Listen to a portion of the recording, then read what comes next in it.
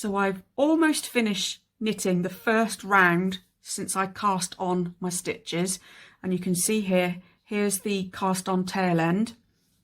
So we know that we joined our work with that knit two together stitch here, just above our cast on tail yarn. So I'm just going to knit these last few stitches of round one.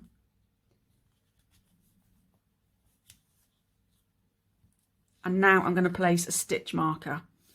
We place a stitch marker so we know where a new round starts. So if you were using flat needles, you'd be doing row 1, row 2, row 3 of your pattern. With circular knitting, the rows are called rounds, but it's still important to know where one round finishes and one round begins.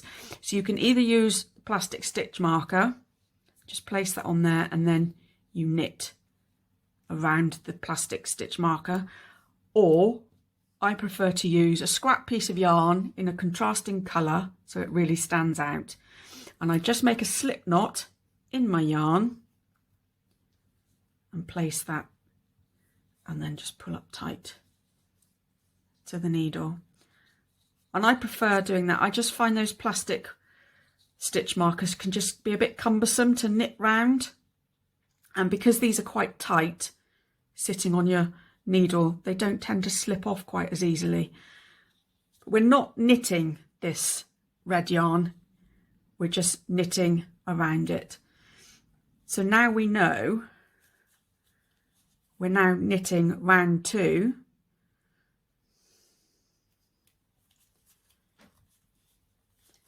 So whatever our pattern tells us to do in round 2, we know we're knitting round 2. And then when we've knit all of these stitches and we come to this stitch marker, we know we're beginning round 3.